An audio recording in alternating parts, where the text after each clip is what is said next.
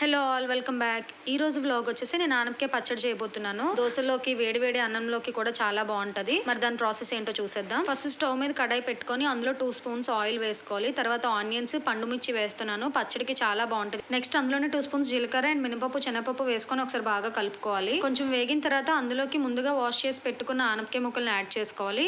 Add చేసుకొని ఒకసారి బాగా కలుపుకోండి. నెక్స్ట్ ఇక్కడ నేను పల్లీలను యాడ్ చేస్తున్నాను. ముందుగా నేను డ్రై రోస్ట్ చేసుకొని స్టోర్ చేసుకుంటాను. ఎందుకంటే ఎక్కువ రోజులు ఉంటది, పాడవ్వవు త్వరగా పల్లీలు అన్నవి. ఆనపకాయ ముక్కలు కొంచెం మగ్గిన తర్వాత అందులో టమాటా ముక్కలను యాడ్ చేసుకోవాలి. ఒకసారి బాగా కలుపుకొని సరిపడంత సాల్ట్ కూడా వేసుకోండి. నేను ఇక్కడ కల్లుపు యూజ్ చేస్తున్నాను. ఒకసారి బాగా కలుపుకొని మూత పెట్టుకోండి. నేను ఇక్కడ వీడియోలో చూపించిన విధంగా మగ్గితే సరిపోతుంది. నెక్స్ట్ తాలింపు కోసం అనేసి నేను రెడీ చేసుకుంటున్నాను. తాలింపులోకి ఆవాలు, జీలకర్ర, మినపప్పు, శనగపప్పు, ఎండుమిర్చి, వెల్లుల్లి, కరివేపాకు వేసుకొని బాగా వేగనివ్వాలి. నెక్స్ట్ ముందుగా వేయించుకొని చల్లారబెట్టుకున్న ఆనపకాయల్ని ఇలా మిక్సీ గిన్నెలో తీసుకొని చింతపండు రసం యాడ్ చేసి మిక్సీ పడుతున్నాను. గ్రైండ్ చేసుకున్న తర్వాత పచ్చడిలోకి తాలింపు యాడ్ చేసుకొని సర్వ్ చేసుకున్నాను. అంతే. ఇంక ఈ వ్లాగు. By by.